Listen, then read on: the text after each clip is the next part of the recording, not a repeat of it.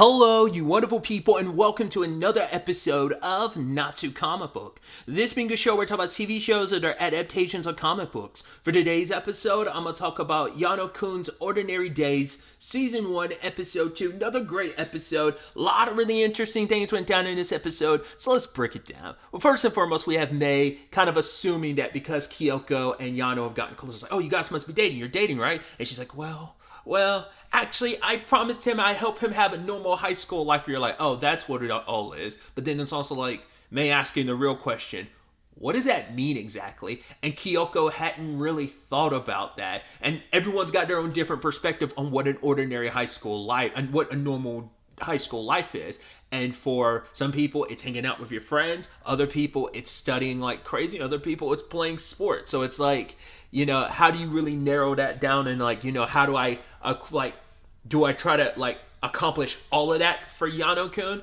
But then he comes into the school, got flowers in his pocket. He's like, oh wow, why you have those flowers? He's like, what? I do? He's like, wait, how'd you not notice? Oh, someone did have a whole bunch of flowers and accidentally ran into me. It's like, wait, how did that happen? Also, he lifts up his jacket. He's like, oh, there's one in my pocket too. I'm like, how did that happen? It's like, dude, you are so unlucky, but also like, for that to be the happy circumstance from it. But he's looking at the flowers. He's like, oh, they're very pretty. He's like, the fact is that I could plant them.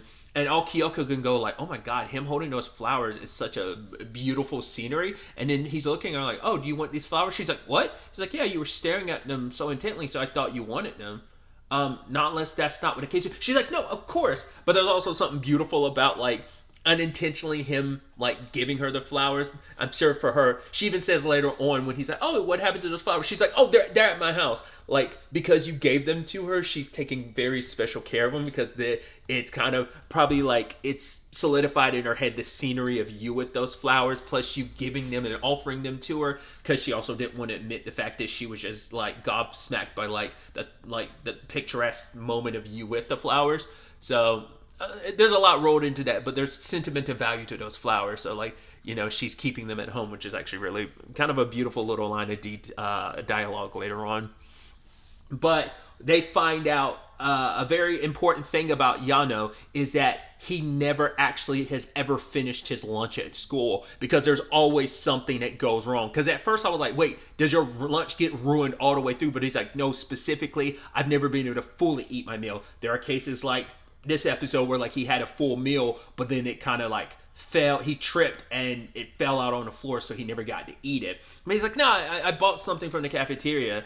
But it's like normally, because they're asking like, oh yeah, like where do you actually eat, Yano? He's like, oh, I have a special spot I go to because I don't want to eat around other people because it's like my bad luck. And we know he's very self-conscious and he does it for other people's sake, but it is a very lonely existence of, I want to not be around other people because like my mishaps, I don't want to cause more problem for other people. I don't want other people to get hurt because of that. So I eat by myself. And so Kyoko, Mei, and Tanaka all go with him to eat, and they go to his special spot. His special spot is a dark spot on the stairs. I think that's the same spot him in the last episode ended with Kyoko and him. But this is his special spot. But like the lights don't even work there. It's kind of a creepy area to eat. But it's like, yeah, I'm away from people. So that's the thing about it. So it's like, oh, it's a creepy area. But it's also like, cool, let's pull out our flashlights and ooh, kind of spooky, scary stuff. And then Tanaka, screwing around a little bit, accidentally knocks down a trash can, which hits Yano, knocks his food out of his hand too. And the whole thing is ruined. So it's like, okay, fine, we won't eat here anymore. Let's find a different spot to eat. But every spot they go, like, oh, let's kind of have like this picnic outside. Like his favorite food is like hash browns, but a bird ended up stealing it from him just before he's able to finish. Then like the library was another place they went. Didn't work out. I think another place they went was the gym. That didn't work out. So it's like everywhere they went, there was no success. And you can see poor Kyoko going through it. She's spiraling because she's trying to find all these perfect places for him to eat his food without dropping it and everything being fine. But nope, like 3 days in a row of them attempting this, and he wasn't able to find a good spot to the point he was like, hey, let's just stop this going forward. Like, you guys should just go back to eating at your how you have, and I'll just go back to eating alone. It's okay. It's fine. And obviously, Kyoko felt a little bit defeated because she saw the look on his face. It's like he's so sad. This isn't what he wants either. It's like I have to see this through. I have to make this right. So she's like, all right, I'll cook a meal for you, but you have to eat with us because you can't. It'll go to waste if you don't. Not everyone in the classroom paid attention to this. Only May and Tanaka were there to hear that. But it's like, oh, her offering to cook a meal for him probably would be a bigger deal if other people were listening in on it. Um, so she was looking at all these different meals. I was like, does she actually know how to cook? It's like, well, she does prepare stuff for her family. But I don't know if that's kind of implying like, because she says later on, it's like, oh, he's not going for the frozen food later on. So I'm like, oh, did she like just like order some stuff and like microwaved it, essentially, like heated it up instead of like cooking it.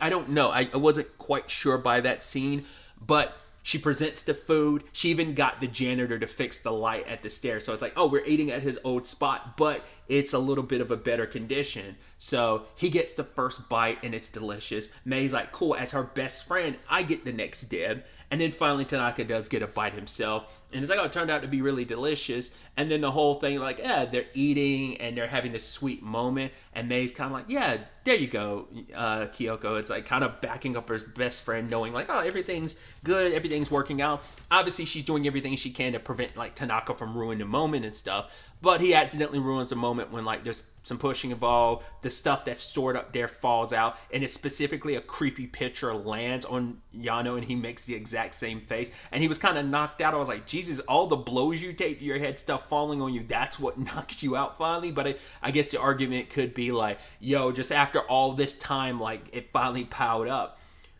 But it turns out he's okay. In fact, he was able to protect his last little bit of food. He was able to protect the one last thing. He didn't drop it. It's his favorite food. And he eats it. And it's like, yes, he did it. He finally accomplished it. He finally ate a full lunch without losing it. So, yeah, like, it all worked out. Kyoko's hard work has proved successful. She tried and tried again until she was able to make it through. And for her, it's kind of like being able to see him, like, smile and laugh wholeheartedly like that puts a smile on her face. And so she's bandaging him up, and obviously I forgot what she said to him. Did she say like, okay, we'll eat together from now on type of situation or something? I can't remember if that's exactly what she said or not. But yeah, bandaged him up. But then, like, he ends up passing out because I guess the painting did a lot more damage than they were expecting. And to be fair, Kyoko was kind of wrapped up in, like, how she was feeling. So she was just casually just wrapping his head without, I guess, properly taking care of it. But also, like, maybe it's, like I said, it did more damage than they expected. And then he passes out again. But he still has a big smile on his face. So, bumpy execution, but, still a success through and through. So that's where the first part of the episode takes us. And the second part of the episode, it's basically one class. It's their art class. And basically they have to draw each other.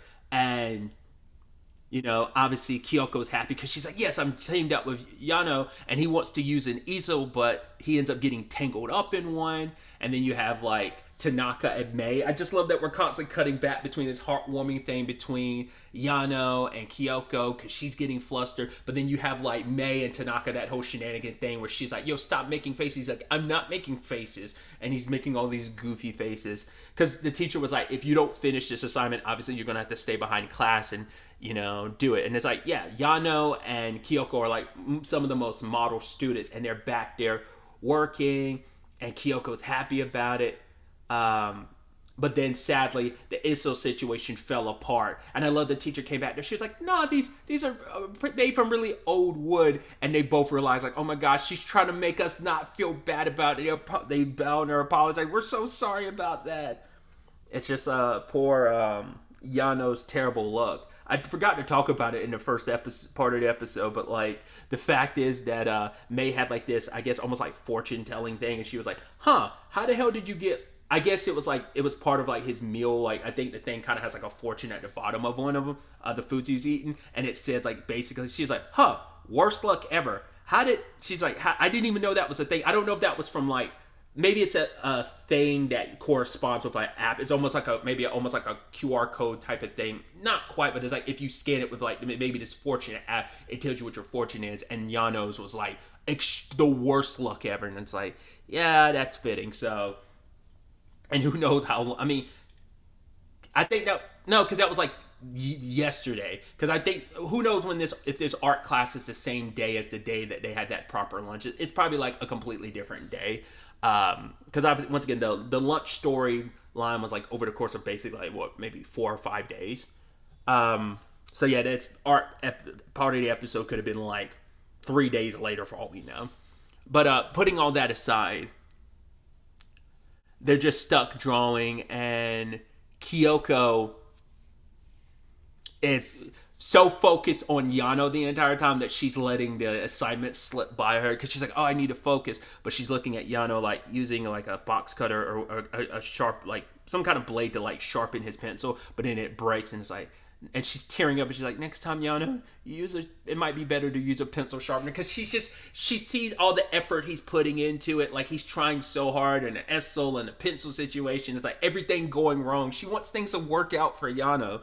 But as that's happening, they have to go back to the assignment, especially because they're winding down to like the last 20 minutes, and she's stressing out because it's like, oh my God, I've been so focused on him. I need to focus on this. But then she's looking at him, and it's just like the look on his face, especially when he puts his hand on his chin with his pencil in his hand. She's like, oh my God, that look.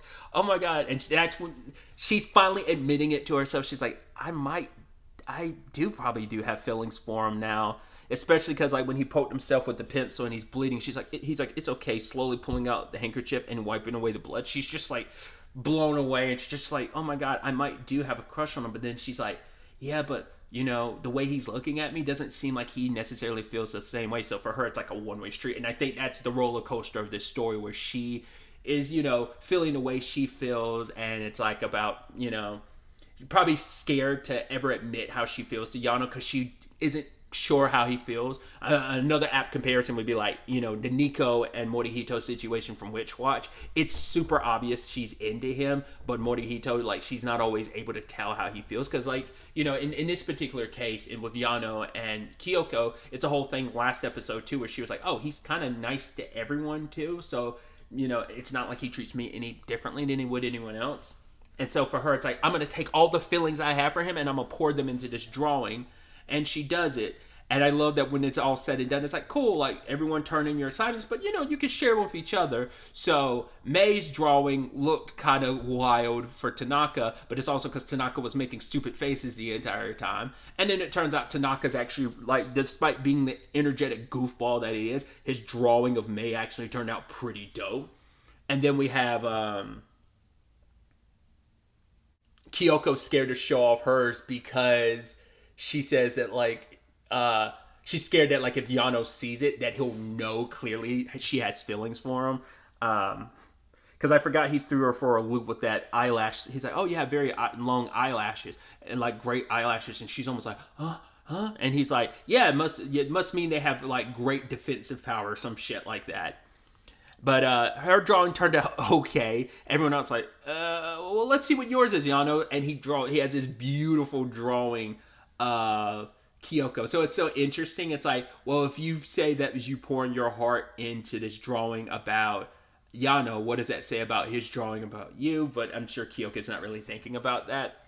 But it's like, yo, despite all his mishaps, he still ended up like having this beautiful drawing. So, and it's like, yeah, I mean, Mei had the comment of them being model students, but it's just probably like a thing of, you know, they're always attentive and they're always hardworking. So I'm wondering if, like, Yano's probably a good student all around. You know, it's just his mishaps probably just always end up, you know, causing issues in the long run. But Yano really loved Kyoko's drawing of him. She's like, I really love yours of mine. And it's just like Mei and Tanaka ended up taking a picture of them together, that being the last shot of the episode, them both holding up their respective drawings of you. And it's just, I thought that was just so cute. It's a really cute, heartwarming story, and I'm excited to see how things play out as we continue going forward. What other, like I said, shenanigans they get into, and also, you know, how Kyoko approaches her trying to help Yano have some form of an ordinary, normal high school life. But really, that's all I want to talk about. So the next time we meet, be happy, be safe, live life to the fullest, and enjoy it. Good day and goodbye.